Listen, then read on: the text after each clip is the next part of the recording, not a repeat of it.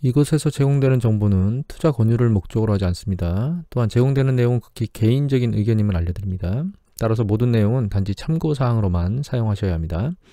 그리고 그 어떤 법률적 책임을 지지 않는다는 점을 인지하시기 바랍니다. 투자는 반드시 자기 자신의 판단과 책임하에 하여야 하며, 따라서 투자 손익에 대한 책임은 투자자 스스로에게 귀속됨을 알려드립니다.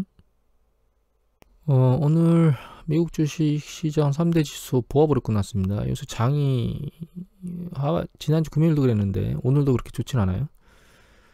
뭐 나쁘다고 볼 수는 없지만 그렇게 크게 움직인 게 없어요. 그 다음에 유럽 시장도 보면 전체적으로 크게 한쪽 방향으로 움직이진 않았습니다.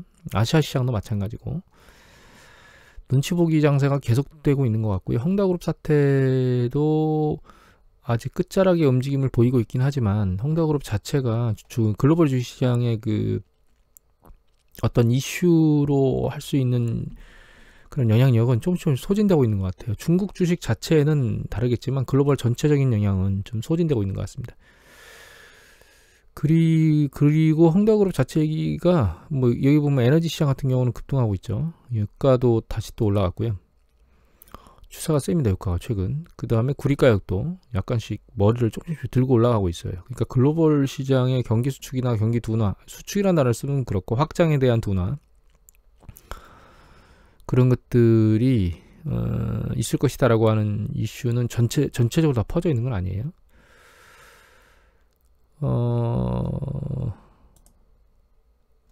오늘 시장은요 그냥 이 문구로 끝나는 것 같아요. 여기 보시면 S&P 500주가 약간 낮게 원래 끝났는데 테크 주식이 미끄러졌습니다. 뭐냐면 수익률, 채권 수익률이 올라서, 여기 보면 채권 수익률이 급등했거든요.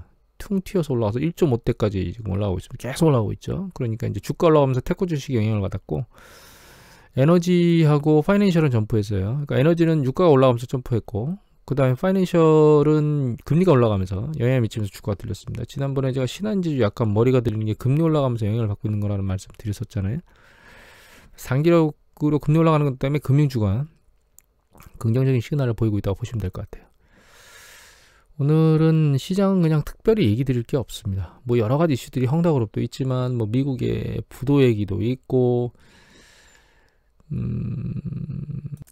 델타 변이와 관련된 얘기도 있고 여러 가지 얘기가 있는데, 어제 저 여기 올려놓진 않았는데 델타 변이와 관련해 가지고 모더나인가요? 그 제약회사 회장이 1년 안에 꼭 감기처럼 그렇게 델타 변이나 이런 것들이 될 것이다, 코로나가. 그리고 델타 변이 이외에 이제 델타 변이를 마지막 유행으로 코로나가 잠잠해질 것이라고 하는 얘기들이 계속 나오고 있거든요. 그래서 이제 약간 끝자락이 보이는 게 아닌가. 다만 두 사람 다 주사를 맞은 싱가포르이 4인 모임을 허락했다가 2,000명인가요? 3,000명 1일간 그 확진자 수가 늘어나면서, 역시 다 맞는다 하더라도 일정 부분은 개인 위생이나 이런 부분들을 좀 잘 유지하면서 가야 된다, 이런 생각은 들었습니다. 여하튼 이제 올해 겨울을 기반으로 내년 봄이 되면 델타 변이는 잡히지 않을까 이런 생각을 합니다. 그리고 오늘은 짧게 몇 가지를 전달하고 끝날게요. 일단은 주식 관련된 얘기입니다. 참고만 하시면 좋을 것 같아요. 이거는 머니에스 기사 9월 27일자인데 여러분도 오징어 게임은 이제 들어서 아시죠? 한한령으로 중국서도 대응을 하고 있다는 거예요. 특이한 거는 넷플릭스가 중국에서 지금 현재 방영될 수가 없거든요. 그런데 결과적으로는 이게 해적판을 가지고 이미 다 했다는 거죠. 그러니까 이거는 제가 보면서 뭘 느낀 거냐면, 지금은 중국에서 어떤 형태를 한다고 해서 컨텐츠나 문화가 안으로 쓸려 들어가지 않을 수가 없는 거다. 그러니까 컨텐츠를 막을 수는 없다, 이런 것들을 말씀드리고 싶어서 뽑은 거고요. 이 머니에스 기사는 누가 올리셨냐면 양승인 기자께서 올리셨고요. 그 다음 요거와 관련해서 하나 더 보여드리면, 요거는 머니투데이 기사입니다.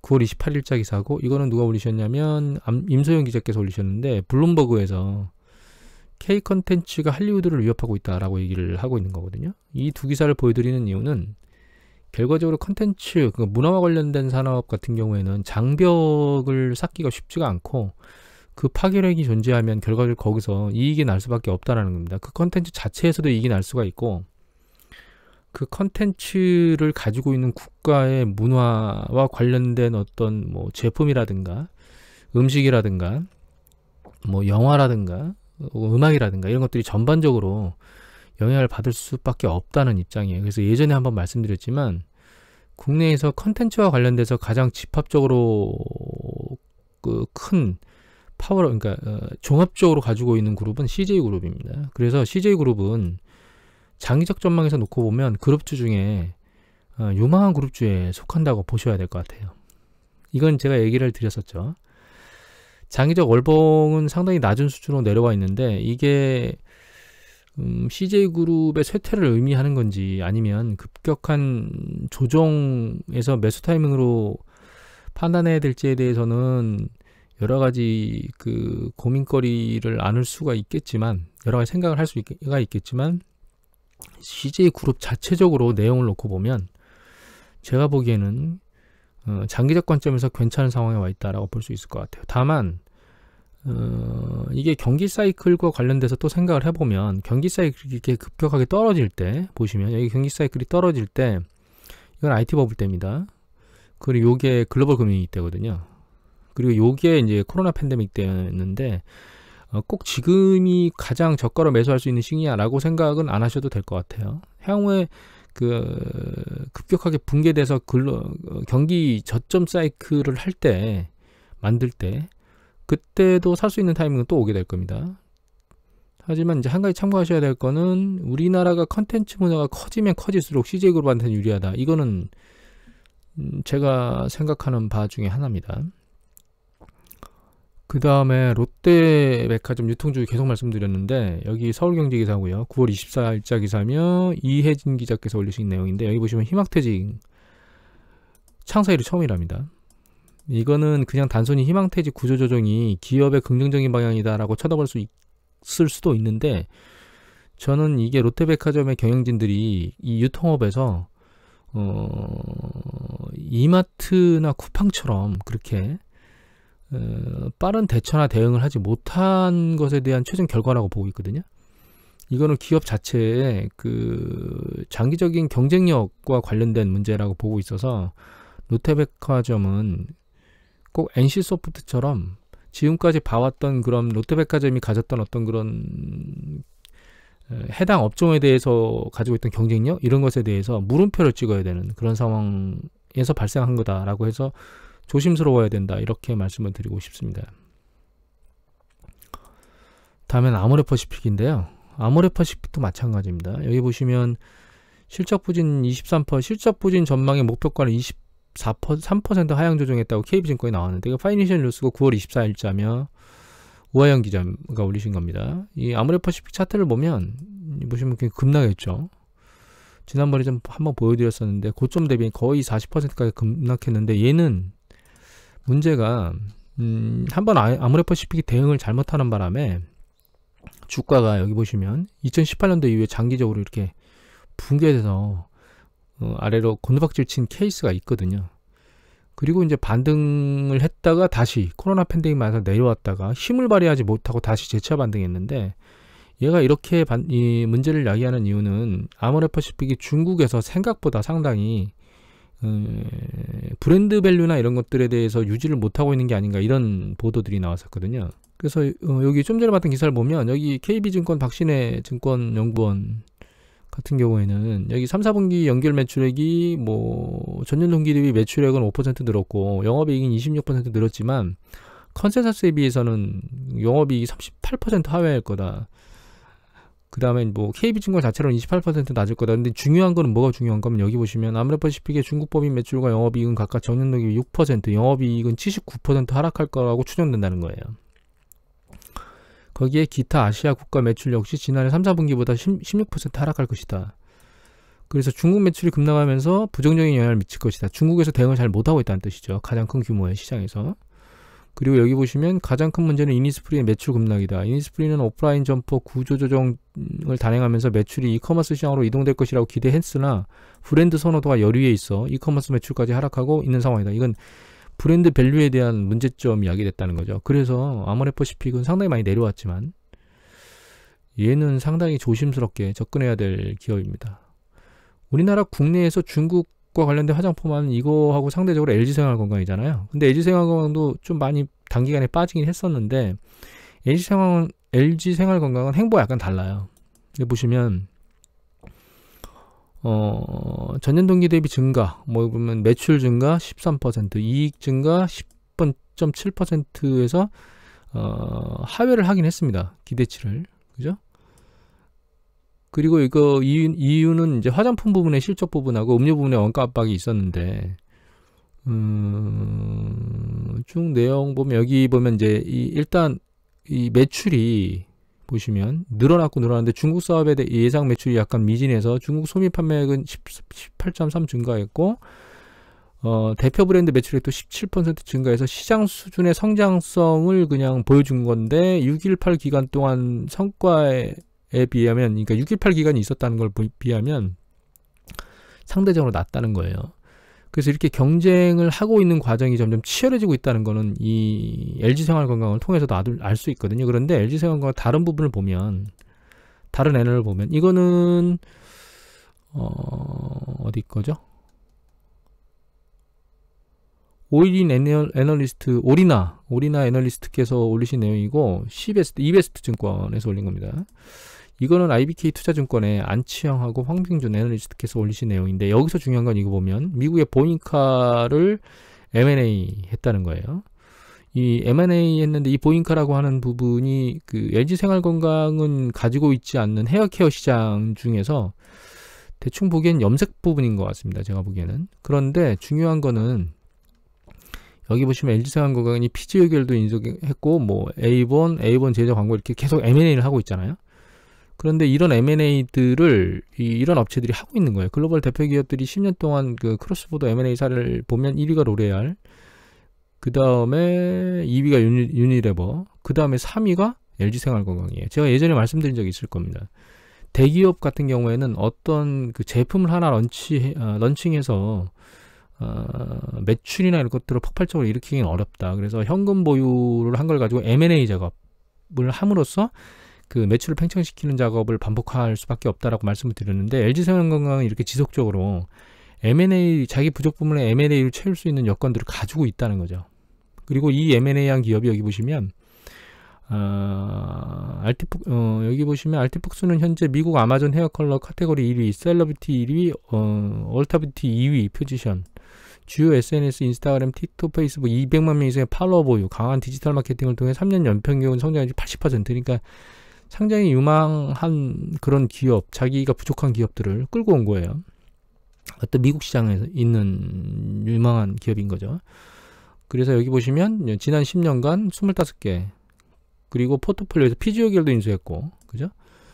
요것도 인수했고. 그래서 아모레퍼시픽은 지금 그럴 여력이 없어요. 자체 브랜드 자체도 제대로 유지를 못하고 있기 때문에. 그 포트폴리오가 이쪽은 화장품 하나밖에 없잖아요. LG생활건강 같은 경우에는 화장품도 있지만 그거 이외에 뭐 위생 관련된 상품들, 그 다음에 음료와 같이 포트폴리오가 3개로 되어 있는데, 한쪽이 약간 축이 어려운 부분들을 다른 쪽에서 현금을 메꿔서 이렇게 M&A 작업을 통해서 무엇인가 그 성장을 메꿀 수 있는 그런 작업을 하고 있다는 겁니다. 그래서 예전에 말씀드렸던 게, 그 경쟁이 치열한 산업에서 수도꼭지 하나만 있으면 안 된다는 말씀을 드렸죠. 최소한 2개 이상이어야 된다는 말씀을 드렸고, 그 부족 부분을 다른 쪽에서 메꿀 수 있는 이런 여력들이 생긴다는 건 대기업을 분석할 때 반드시 가지고 계셔야 될 개념입니다. 물론 한쪽에만 있기 때문에 한쪽에 몰려있는 애가 자기가 위태로웠던 것으로 커버를 잘하면 급등하는 좋은 패턴을 볼 수 있긴 하지만, 이렇게 여기 보시면 폭발적으로 올라왔죠. 이런 폭발적으로 올라온 거 이외에 그 뒤에 대응이 제대로 잘 안 되면, 이거 기대치 때문에 올라온 겁니다. 사실은 대응이 잘 되지 않으면 그 말로가 이렇게 좋지 않은 상황을 보인다는 걸 전형적으로 지금 보여주고 있는 사례입니다. 그런 쪽으로 요부 사례는 이해를 하시면 될 것 같고요. 그 다음에 이제 헝다그룹 얘기가 있는데, 이건 헝다그룹 얘기가 아니고 다른 얘기입니다. 여기 보면 헝다그룹 디폴트 위기 뉴즈원 기사고 9월 27일자 기사며 김정한 기자께서 올리셨습니다. 헝다그룹이 고수익 고위험 펀드 구매자들이 날벼락이라는 기사입니다. 그런데 이 얘기는 투자자들이 이자는 됐고 원금만이라도 받아달라 얘기를 하지만, 사실 여기 보시면 이제 패턴이 쭉 뭐 얘기가 나옵니다. 신탁회사가 뭐 했고 많이 했는데 취급을 많이 했는데 여기 보시면 2019년 말까지 중국 내 68개 신탁사가 대부분 거래를 했어요. 헝다그룹하고. 그런데 공개기준 전체 차익 금액의 41%를 조달했었는데 이 신탁사들이 헝다 여파로 인해서 부동산 업체가 거래를 줄이고 헝다도 역시 주니까 신탁이 축소되니까 헝다는 지구원, 주택구입자들한테 자체적으로 고수익 자산 상품을 파는 등 더 불투명 거래처의 출처를 끄집어냈고 이것이 지금 이제 여기에 투자한 사람들은 돈을 다 날릴 수 있는 가능성이 오픈된 거죠. 근데 이런 것들을 뉴스 보기 전에 이런 얘기가 일어나기 전에 주가 차트를 보고 조심하셔야 됩니다. 여기 보시면 이게 헝다그룹 주가거든요. 2017년도 이후에 보면 급등했다가 추세적으로 계속 내려오고 있잖아요. 이렇게 추세적으로 내려오고 있다는 얘기는 여기 보면 2017년도부터 2019년도까지 코로나 터지기 전까지 추세적으로 계속 내려왔습니다. 이런 기업들 같은 경우에 이 주식의 움직임은 그 하이드 채권에도 이 주식의 시그널이 적용된다고 보셔야 돼요. 이거는 자, 이 차트를 보여드릴게요. 이거는 스탁 차트에 나온 차트인데 S&P 500 지수하고 HYG가 뭐냐면 하이드 채권 ETF입니다. 미국에. 그러니까 이 파란색이 HYG인데 얘가 위로 상승한다는 얘기는 투자에서 이익이 난다는 뜻이고요. 하락한다는 얘기는 투자에서 손실이 난다는 뜻입니다. 근데 잘 보시면 S&P 500 지수의 움직임하고 하이드 ETF의 움직임하고 이 변동성은 다르지만 추세는 동일한 걸 알 수 있어요. 그러니까 이건 무슨 얘기냐면 하이드 채권은 사실은 채권이긴 하지만 주식과 그 패턴이 똑같습니다. 수익 패턴이. 그러니까 주식이 위험해지면 하이힐드도 위험하다는 걸 인지하셔야 돼요. 그러니까 헝다그룹의 주식 패턴이 이렇게 긍정적으로 상당히 그러니까 추세적으로 좋지 않은 패턴으로 계속 이어져 가고 있었다면 하이힐드 채권은 이런 상황을 보는 상황에서 모두 회수하거나 투자를 하지 않거나 이런 작업을 해야 된다는 걸 여러분들 아셔야 됩니다. 물론 하이힐드 채권을 발행하는 기업들은 결과적으로는 그 자체적으로 기업의 매출이나 그러니까 이익이나 이런 부분들이 좋지 않기 때문에 하이힐드 채권을 발행하는 거일 거예요. 그렇다고 해서 이제 그런 부분 때문에 주가는 이렇게 흐를 수밖에 없어요라고 얘기를 할 수도 있습니다. 사실은 그렇다 하더라도 단순히 채권 수익률 일정 부분 높은 것 때문에 굉장히 큰 금액 여기 보시면 무슨 얘기가 나오냐면 이런 얘기가 나옵니다. 허난성 출신의 철물공장 근로자인 한 펀드 투자자는 헝다 직원이 추천한 금융상품에 10만 위안 약 1,800만 원은 우리나라 돈으로 투자해서 이 펀드 수익률 7%에 이르자 그는 대출을 통해 투자금을 80만 위안 거의 한 1억 가까이로 늘린 거죠.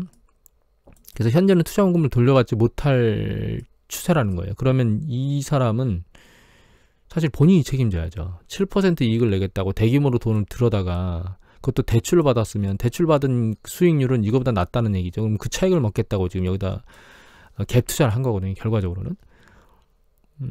이런 행위를 하려면 최소한 이 위험성이 있는 거죠. 최소한 주가 차트는 보고 있었어야 된다는 겁니다. 그래서 여러분들이 이 부분 헝다 사례에서 여러분들한테 말씀드리고 싶은 것은 하이드 채권이 채권이지만 주식하고 성향이 똑같다. 그래서 해당 기업의 주식 투자에 성과가 좋지 않은 패턴으로 나타난다면 흐름이 결과적으로 하이드 채권도 위험한 것이다. 이걸 인지해야 된다라고 하는 부분을 말씀드리고 싶어서 이 기사들을 뽑았고요. 다음으로는 이게 중국인데 이거는 뉴즈원의 중국 부동산 거품이 90년대 일본보다 심각하다. 연착륙이 어렵다라고 일본 매체가 얘기했다는 거예요. 이게 9월 27일자 기사고 이 기사는 강민경 기자께서 올리셨습니다. 그런데 제가 이거를 정확히 분석을 해보지는 않았습니다. 그리고 내용이 없어서 분석하기 좀 어렵긴 한데 꼭 이런가라고 하는 문제는 좀 지켜야 돼. 그러니까 부채가 상당히 높다. 국내 생산 대비 민간 부채 비율이나 이제 주택 가격이 많이 올랐다. 이런 것들은 있을 수 있어요. 여기 루스금융 보면 뭐 선전시는 아파트 값이 평균이 57배, 뭐 베이징은 55배 이렇게 얘기가 나오잖아요. 그런데 일본은 옛날에 주택이 아니고 오피스 시장하고 토지 시장이 버블이었습니다. 그리고 기업들이 그 버블에 얹혀져서 그 자체 투자나 이런 것들을 하는 게 아니고 토지 같은 거나 오피스 쪽에 투자를 하는 것이 대부분이었어요. 그게 붕괴되면서 내려갔고 또 붕괴돼서 내려가는 과정 중에 은행이 보유하고 있던 부실을 제대로 청산을 안 하고 끌고 갔던 것도 있었거든요.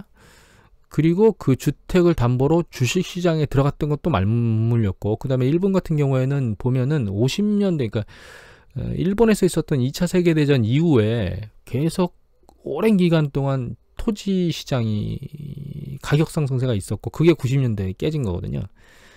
그래서 꼭 일본과 똑같다라고 볼 수는 없습니다. 제가 보기에는 약간 달라요. 다만 부동산 버블이 굉장히 크다라고 하는 것은 피해갈 수 없고, 일본처럼 잃어버린 뭐 한 90년대부터 사실 아베노믹스가 진행된 2012년도 이후 그 직전까지는 한 2010년까지는 장기적으로 부동산 시장이 죽어 있었거든요.